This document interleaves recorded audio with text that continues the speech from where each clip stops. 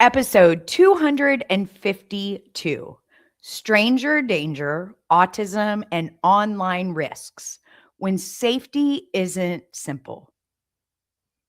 Well, hey there, friends. Welcome back to another episode of the Not Your Average Autism Mom podcast. I am your host, Shannon Urquiola, and I am so glad you are here with me today. Before we get into today's topic, I just want to say Happy New Year. I hope that you and your family were able to enjoy the holidays in whatever way felt right for you. This is our very first episode of 2026. And I want you to know how much I'm looking forward to spending time with you every week this year. Just having real, honest conversations about things that matter to you and impact your everyday life raising autistic children, because that's what we do here. And today's episode is such a good example of why this podcast exists, because it came directly from one of our followers. So I want to take a minute to give a shout out to Valencia Shannon, who asked such a great question on our Facebook page recently. She actually said, "Good morning, Jordan and Mom. Can I ask you a question? How do you teach stranger danger to autistic kids?" Well, Valencia, thank you for asking that, because you're right. This is a very important topic and one that doesn't come with just a simple answer. And I also want to just kind of start out by saying, in case you're new here, I really try every week to keep our episodes at 20 minutes or less, because I know that your time is valuable and it's limited, to be honest. Sometimes a topic might go a little bit longer. So I just want you to know this episode may go a little bit longer. I'm terrible at determining time on episodes. I actually just, I do the episode without taking that into consideration. So I just want to let you know it might go a little bit over 20 minutes on this topic. But the truth is, teaching stranger danger to our kids looks very different when you're parenting autistic children. And before we dive in, I want to invite you, all of our listeners and moms inside our membership, to keep sharing what's going on in your world and what you want to hear more of. You can comment on an episode, you can email us or tag us on social media, or like Valencia did, you can put a comment on and tag us in that about things that you'd like me to talk about on the podcast this year. This podcast is shaped by you, and I want to make sure that we're talking about what you actually need. I'm different from other podcasts in the autism space because I don't have guests on our episodes, because truthfully, there are many other podcasts out there that have other parents telling their stories or other guests on there. And I reserve our guest host for our membership instead of here on the podcast. So today, that's what we're talking about: how to teach safety without fear. Because our goal isn't to make our kids scared of people or the world. It's to help them understand boundaries and recognize when something doesn't feel safe and know exactly what to do if that happens. And stranger danger looks different in autism families. Most of us grew up with simple rules: don't talk to strangers, don't take candy, never go anywhere with someone you don't know. And while all those rules come from a good place, they don't usually translate well for our autistic kids, because autism changes how they process and understand the social part of safety. Many of our kids take language very literally. They struggle with abstract concepts like intent. They miss social cues like tone or body language, or can't identify manipulation. And many of them don't experience fear the way that neurotypical kids do. So when we say don't talk to strangers, they may think that means never, not even saying hello to the cashier at Publix or their new teacher on the first day of school. Or maybe your child is very trusting and they might not see the danger at all because, in their mind, if someone is smiling or friendly, that must mean they're safe. And other kids might not pick up on the nonverbal cues like tone or voice or body language, or just that gut feeling that, that something is off. And sometimes when we try to teach safety through fear, it can backfire, creating anxiety instead of awareness. When we say things like bad people might take you, it can actually create more anxiety for some of our kids. So instead of stranger danger, I like to think of it as safe versus unsafe situations. And just that small shift can help you focus on teaching skills instead of instilling fear. So I want to start, talking about ways that you can teach safety without fear. And this is where I'm going to get practical because I want you to have some practical things that you can start doing right away. The first thing is you can use visuals and social stories.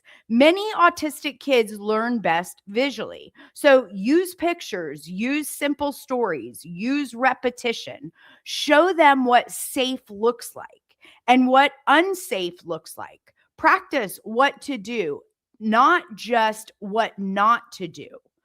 You can make a simple visual board, pictures of people they know and trust, like family members, teachers, administrators, therapists, and then some general pictures of strangers like the UPS driver, someone at a store, or a neighbor that they've never met. And then use simple stories or scripts.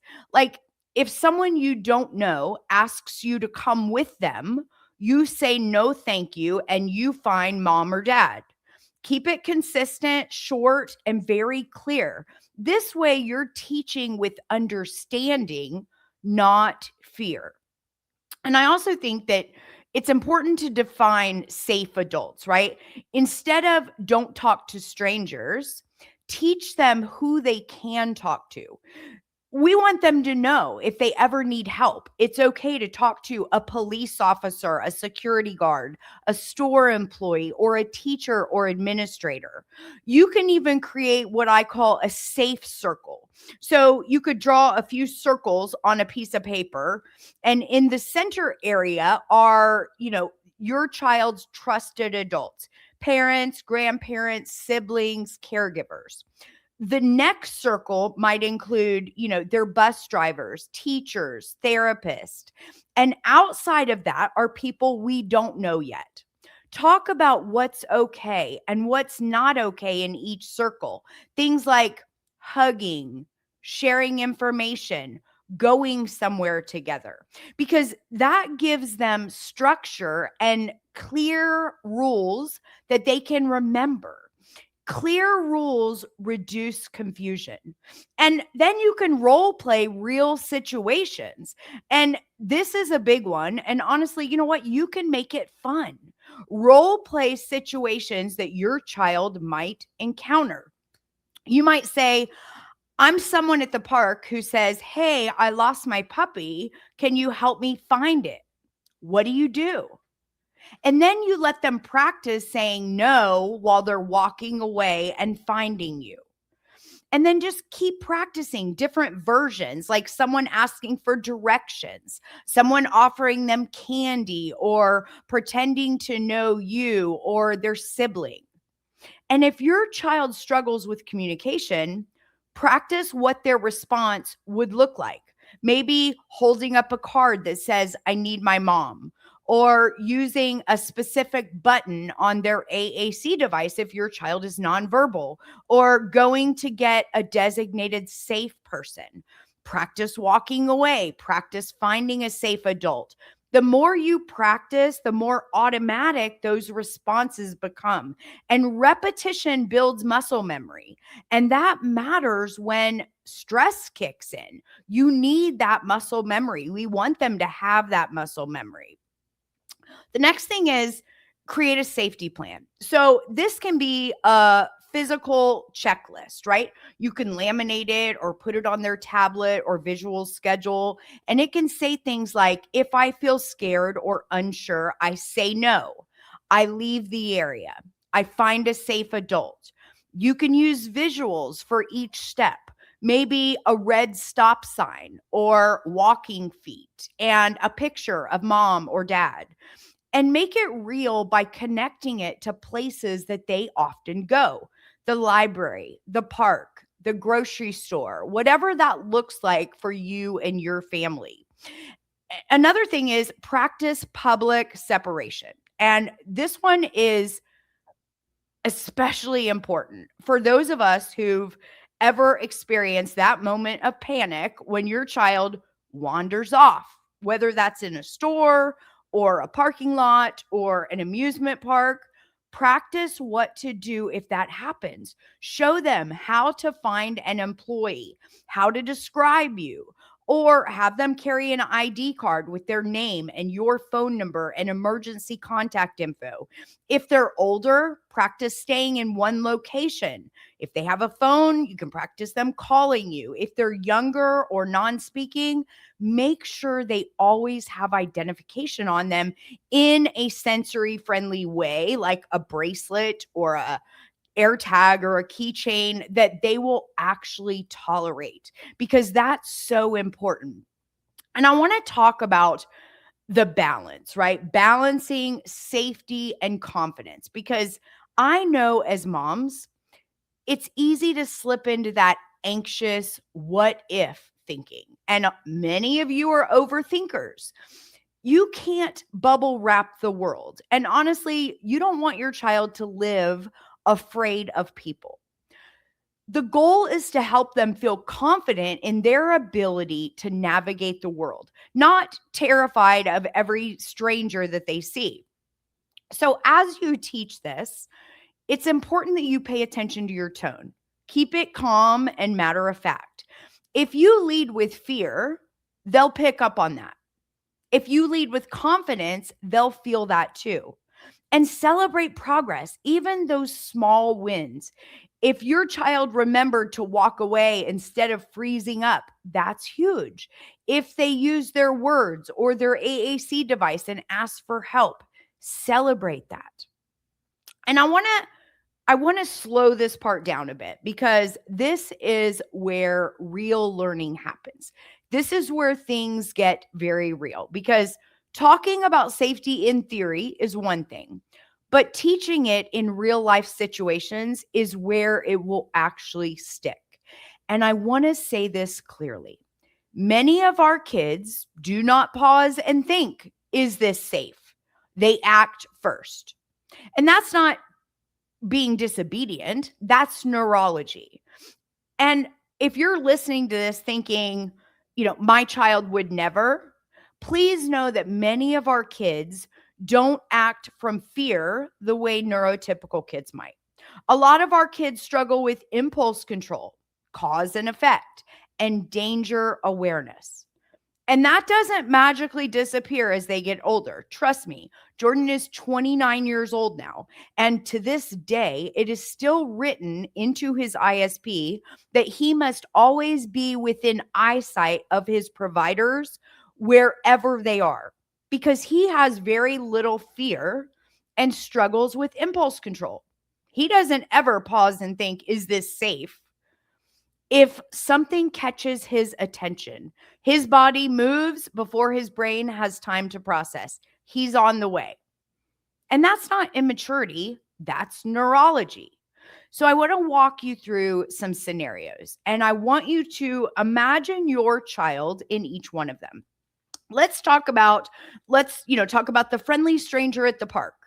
This is one of the most common and one of the trickiest. Someone at the park, grocery store, library says something like, "Hi, what's your name?" Or, you're so cute. Are you here with your parents? Or, hi, buddy, what's your name? Now, here's the thing, the person may not be dangerous, but your child doesn't know how to assess that. And we don't want them practicing that skill in the moment. So instead of teaching judgment, we teach rules and scripts. You might practice with, saying, if someone talks to you and I'm not right next to you, you don't answer questions. You can wave, you can say, I need to go get my mom. For some kids, even not responding at all and walking away is the safest option, and that's okay. You could practice movement instead of conversation. Teach them to turn their body and walk towards you. No explaining, no politeness lesson, just safety. Or let's talk about, the one your mom sent me, or I know your family. This one is really important too, especially for kids who are more verbal or socially motivated. This is where a secret or safe word can be incredibly helpful for, many of our higher level kids. And here's how it works. You choose a word or phrase that only your family knows, not a common word, not your family pet name, not something that your child might guess. You practice it like this. If someone ever says, I sent them to pick you up, or they say that they know me, you ask them for the secret word. If they don't know it, you walk away and you find a safe adult. And you can role play with this. What if someone says, your mom asked me to come get you? What do you say? What if they don't know the word? This gives your child a concrete step instead of relying on intuition, which many of our kids don't have access to in the same way. Now, let's go back to getting lost or separated in public, because this is one every parent fears, especially if you have an eloper or a runner. Instead of just hoping that it never happens, you practice it. Teach your child. Stay in one place if you're separated. Find a store employee, a security guard, a police officer, a mom with the other kids. Tell them you need help. If your child is non-speaking or anxious, make sure they have identification.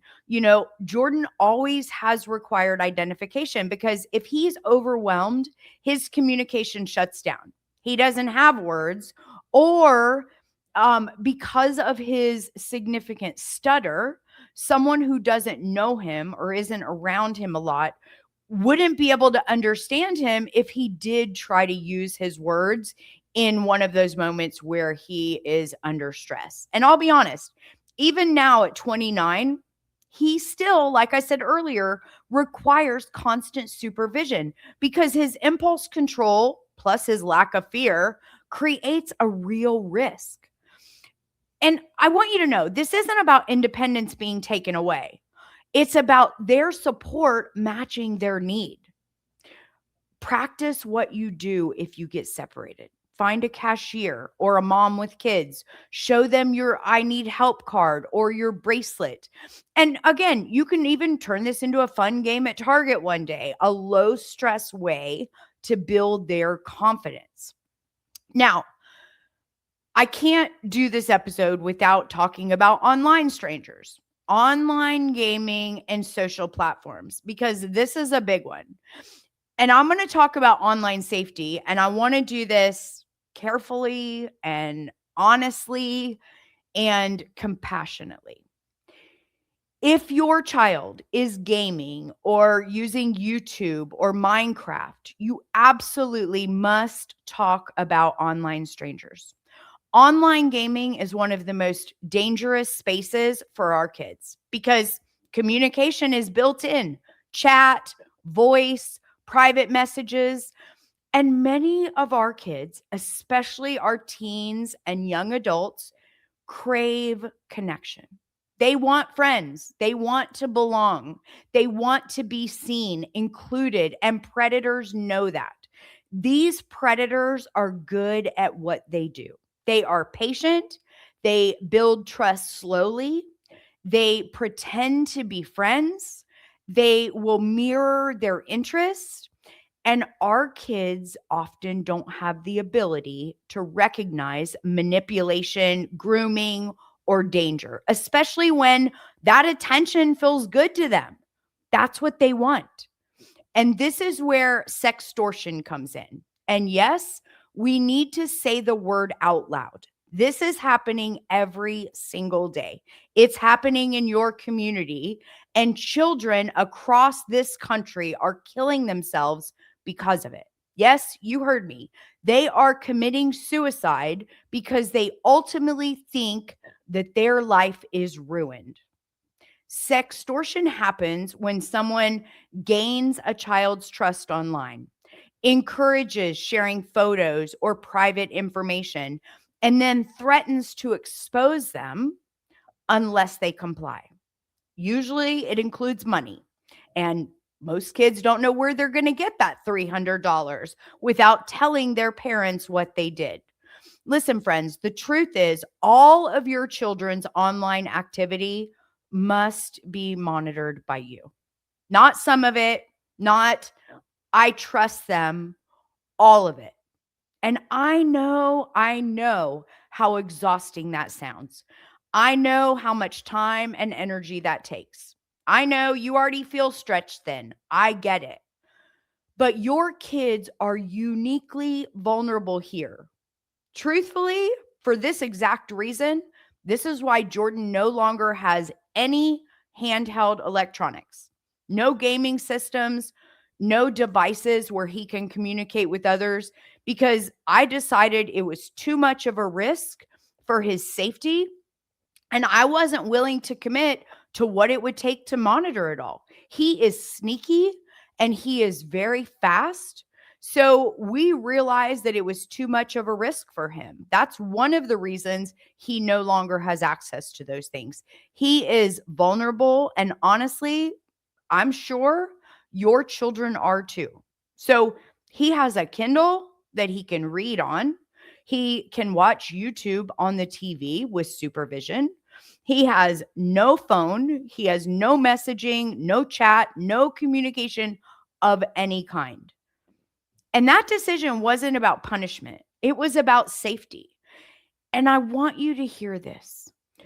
Choosing safety over access does not make you a bad parent. It makes you a protective one.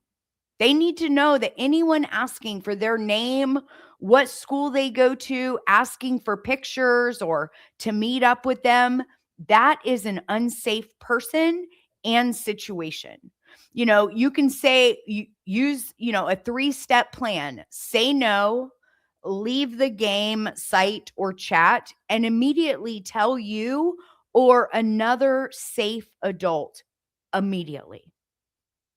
And I just can't emphasize how very important that is. It's when your kids begin gaming and interacting online, we're throwing them into a whole world that isn't safe. So I want to talk a little bit more about impulse control and no fear responses. So some of our kids, like I said, don't hesitate, right? They don't freeze, they act. Jordan is one of them. If something interests him, a door, a person, an object, he moves towards it. That's why, like I said, even as an adult, he must always be within eyesight of his staff. This is why we don't rely on he should know better. We rely on structure, supervision, and prevention. For kids like this, the environment matters. Supervision matters. Removing access to unsafe situations matter. Independence isn't measured by how much we remove support. It's measured by how safely we provide the right level of support. So here's what I want you to take away from this. You are not being dramatic. You are not overreacting. You are not failing because your child needs more supervision. You are responding to real risks with real protection. You have to teach safety through practice, through scripts, through visuals, through secret words, through supervision, and ongoing conversations. You have to have ongoing conversations because not only do they continue to get older and grow more inquisitive, the risks continue to grow and develop too. And for my moms in our private membership, there are 2 parent resource downloads that go with this episode, just for you, available in your portal and in the resource section of the village to support you with this. There's an online safety and gaming checklist and another download that includes other safety information through an autism lens. So, I'm glad you're with me on this. And Valencia, thank you again for sparking today's conversation. This is one of those that every parent worries about, but rarely feels totally confident in. Here's what I want you to remember. You don't have to teach it perfectly. You just have to teach it consistently. Your child doesn't need to fear the world. They need to learn to understand their world. And you are the best person to help them do that. Safety skills take time, repetition, patience. Start small, build slowly, start where your child is, and keep practicing. And know this, you are doing enough. Thank you so much for spending part of your day with me. And please, if you found this episode helpful, I would love for you to share it with another mom who's, navigating a similar journey. And please, if you haven't yet, it would mean the world to me if you would take a second to leave a review on Spotify or Apple Podcast. Those reviews help more moms just like you find us and remind them that they are not alone in this. And if you're needing more than just a weekly podcast, if you're ready for community and coaching and connection with other moms who get it, I invite you to come join us inside the Not Your Average Autism Mom private membership. You'll find everything about it at notyouraverageautismmom.com. And until next week, remember, above all, you, mama, are doing amazing at this mom thing.